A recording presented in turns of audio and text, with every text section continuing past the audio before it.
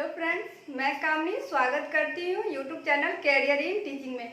आज है हमारा हिंदी का ये चौथा क्लास। इससे पहले 3 क्लास हो गया है। जो कि आप वीडियो नहीं देखे हैं तो एक बार प्लेलिस्ट में जाके जरूर देखिए। तो ये हिंदी जो है, जैसे कि केवीएस में, पीआरटी और टीजीटी में दोनों में पूछे जाते हैं और सुपर टेट में भी हिंदी व्याकरण से पूछे जाते हैं। तो हम हिंदी में व्याकरण में क्या पढ़ रहे थे?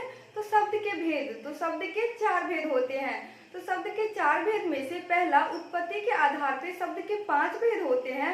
कौन कौन से? तत्सम, तद्भव, देशज, विदेशज और संकर शब्द। जिसमें से हम तत्सम शब्द को पहचानने की बहुत सारी कंडीशन देख लिए थे और तद्भव शब्द को पहचानने की बहुत सारी कंडीशन देख लिए थे, कैसे हम तद्भव शब्द को पहचान सकते हैं। और आज हम पढ़ने वाले हैं देशी या देशज शब्द की पहचान। आज हम देशी और देशज शब्द को कैसे पहचानेंगे उसी को जानने वाले हैं। तो देशज शब्द जो है वो देश और जौ से मिलके बना हुआ है। देशज, जौ का मतलब होता है जन्म लेना और देश कौन सा है? भारत। तो जो शब्द भारत में जन्म लिया है वो देशज शब्द कहलाएगा।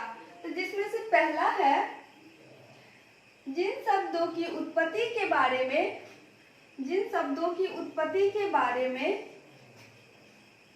कोई जानकारी नहीं मिलती हो। जिन शब्दों की उत्पत्ति के बारे में कोई जानकारी नहीं मिलती हो वो क्या कहलाता है? देशी या देशज शब्द। जिन शब्दों की उत्पत्ति के बारे में कोई जानकारी ना हो। कैसे? कोई शब्द बिहार में, कुछ शब्द गांव में अलग बोले जाते हैं, दूसरे डिस्ट्रिक्ट में अलग बोले जाते हैं, हरियाणा में शब्द हरियाणवी बोली जाती है। तो उसके उत्पत्ति के बारे में दूसरे शहर के लोगों को नहीं कुछ पता रहता है, तो वो उसी देश में, उसी गांव में बोले जाते हैं। तो वो क्या कहलाते हैं? देशी और देशज शब्द कहलाते हैं। बोली उपबोली के शब्द। दूसरा कंडीशन है बोली उपबोली के शब्द। जैसे कि बिहार में, मधुबनी में मैथिली बोला जाता है। तो आप सब जो मधुबनी के हैं वो मैथिली शब्द जानता है और जो छपरा के हैं वो भोजपुरी बोलते हैं। तो हम लोग एक ही शब्द को अपने बोली में कुछ और, एक ही शब्द को, एक ही चीज को हम अपने भाषा में कुछ और बोलते हैं। गांव में उसी भाषा को कुछ और बोला जाता है और उसी चीज को दूसरी जगह कुछ और बोला जाता है। हरियाणवी में हो सकता है कुछ और बोला जाता होगा। तो बोली उपबोली के शब्द जो होते हैं वो भी देशी और देशज शब्द कहलाते हैं। तीसरी कंडीशन है, जैसे कि सीमित क्षेत्र में बोले और समझे जाने वाले शब्द जो होते हैं। तीसरी कंडीशन है सीमित क्षेत्र में बोले व समझे जाने वाले शब्द। जैसे कि जो भी गांव का क्षेत्र है, वहाँ के 2-4 गांव, 5 गांव के लोग, 20 गांव के लोग, उस एरिया के जितने भी लोग हैं, जैसे मधुबनी में, मधुबनी के अंदर में जो भी गांव होगा वो लोग मैथिली जानते होंगे। उसके बाहर के लोग होंगे, उनको मैथिली के बहुत सारे शब्द नहीं समझ में आते होंगे।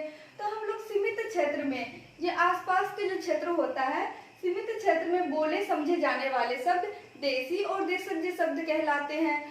जैसे कि गांव में कोई शब्द हम लोग कोई भाषा का खुद से उत्पन्न कर देते हैं और जरूरत के हिसाब से, जिससे सब लोग समझ सके, उसे बोलना शुरू कर देते हैं। और दूसरे क्षेत्र में क्या होता है, वहाँ के लोग अपने हिसाब से, जो कि वहाँ के लोग समझ सके, तो वैसा भाषा बोलना शुरू कर देता है। हरियाणा में हरियाणवी बोलना शुरू कर देते हैं। बिहार में बहुत जगह मैथिली बोला जाता है, जैसे मधुबनी में मैथिली बोले जाते हैं और कई जगह ठेठी बोले जाते हैं, कई जगह छपरा में भोजपुरी बोले जाते हैं। तो वहाँ के लोग भोजपुरी समझते हैं, तो अपने हिसाब से बहुत सारी चीज़ों को नाम अपना नाम दे दिया है। उसी चीज़ का नाम हम अपने क्षेत्र में कुछ और बोलते होंगे। तो सीमित क्षेत्र में ही बोले जाते हैं और दूसरे लोग उस भाषा को नहीं बोलते हैं और बहुत लोग उसको समझ भी नहीं सकते हैं। बहुत लोग गाँव में कुछ चीज़ बोले जाते हैं, उसको समझ भी नहीं सकते हैं। तो इसीलिए सीमित क्षेत्र में बोले वो समझे जाने वाले शब्द जो होते हैं वो देशी और देशज शब्द होते हैं। क्षेत्रीयता वाले शब्द, क्षेत्रीयता वाले शब्द जो होते हैं, जो कि वो उसी क्षेत्र में उस शब्द को बोला जाता है। जैसे कि गांव में गाय का गोबर होता है, उससे बहुत सारा चीज लोग चूल्हे पे खाना बनाने के लिए बनाते हैं, तो उसको अलग अलग नाम दिया जाता है। बहुत सारे लोग अलग अलग नाम देते हैं। खेतों में काम करते हैं, गांव में खेती भी होती है, तो खेतों में काम करने के लिए कितना जगह खुरपी होता है, कुदाल होता है, ये सबका अलग अलग नाम दिया जाता है। हर चीज का अलग अलग क्षेत्रीयता वाले शब्द जो कि उसी क्षेत्र में बोला जाए और उसी क्षेत्र के लोग उस चीज को समझते भी है, तो वो क्या होगी, देसी और देशज शब्द होंगे। जैसे राजस्थान में कुछ और उसी को बोला जाएगा, राजस्थान के लोग ही समझेंगे, हम लोग नहीं समझेंगे। यहाँ के जो बिहार में बोलते हैं वो बिहार में ही अलग अलग डिस्ट्रिक्ट में अलग अलग शब्द का प्रयोग किया जाता है, तो वो देसी और देशज शब्द होते हैं। पांचवा कंडीशन है गांव देहात में प्रचलित शब्द। और गांव देहात में जो शब्द होते हैं हम अपने अनुसार उस शब्द का नाम रख देते हैं। जैसे कोई भी चीज है उसका नाम हम लोग अपने अनुसार गांव में रख देते हैं। जैसे मैथिली होते हैं तो सब लोग मैथिली ही नहीं बोलते, कुछ लोग मैथिली को अपने हिसाब से, जैसे वहाँ के लोग उस क्षेत्र के छोटे से सीमित उस गांव के लोग जैसे समझे वो आपस में सब लोग समझते हैं। घर में सब्जी काटने के लिए गाँव घर में आज भी कोई लोग हंसुआ बोलते हैं, कोई लोग कुछ और बोलते हैं, तो जो जैसे समझता है उस क्षेत्र के लोग तो वो अपने हिसाब से उसका नाम रख देता है। तो गांव देहात में प्रचलित शब्द जो होते हैं तो उसके उत्पत्ति कैसे होता है, कब होता है, ये कोई नहीं जानता, दूसरे क्षेत्र के लोग नहीं जान सकते हैं कि उसका उत्पत्ति कैसे किया, लेकिन वो समझने के लिए अपने सुविधा के अनुसार उसका नाम रख देते हैं, तो वो कहलाते हैं देसी और देशज शब्द। और छठा कंडीशन है जो तत्सम तद्भव ना हो।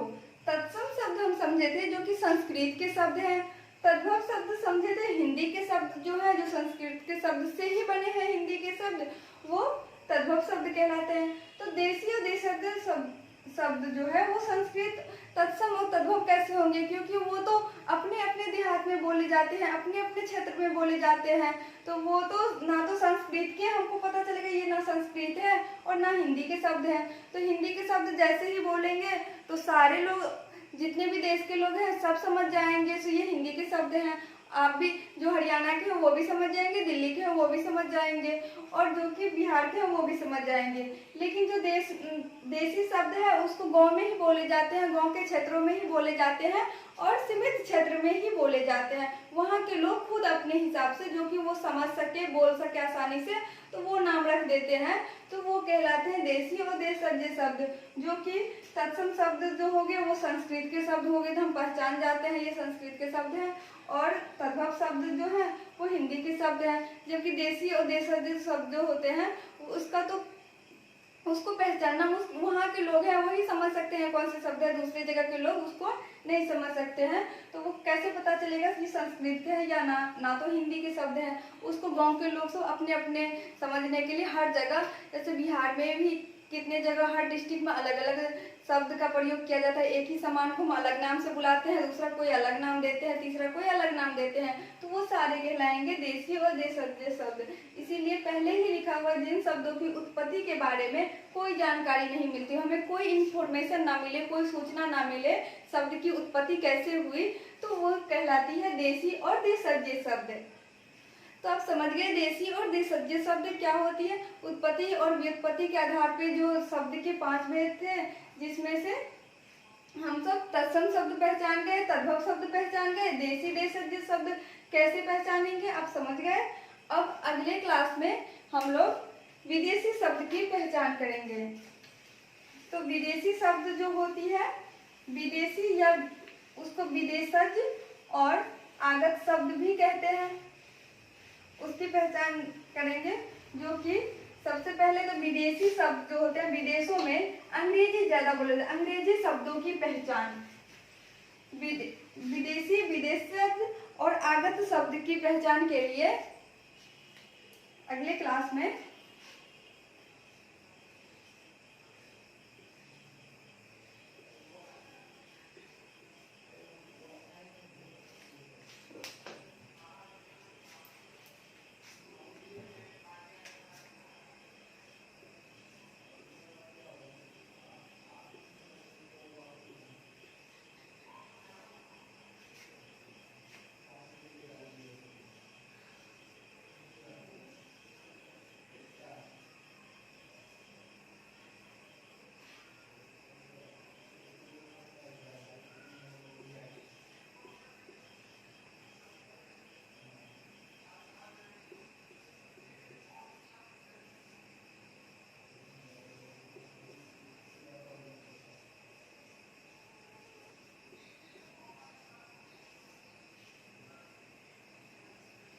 अगले क्लास में विदेशी, विदेशज या आगत शब्द की पहचान का कंडीशन देखेंगे। जैसे कि पहला हम सबसे पहले देखेंगे अंग्रेजी के शब्द।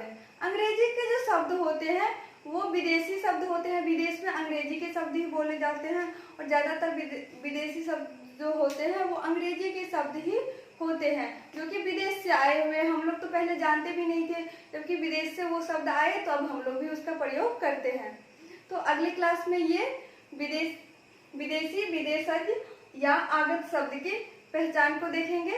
अगर क्लास अच्छी लगी, आप समझ गए कि देशी शब्द क्या होती है, देशज शब्द कैसे पहचानेंगे, तो वीडियो को लाइक कर दीजिए, चैनल को सब्सक्राइब कर दीजिए। तो ओके फ्रेंड्स, फिर मिलते हैं अगले क्लास में।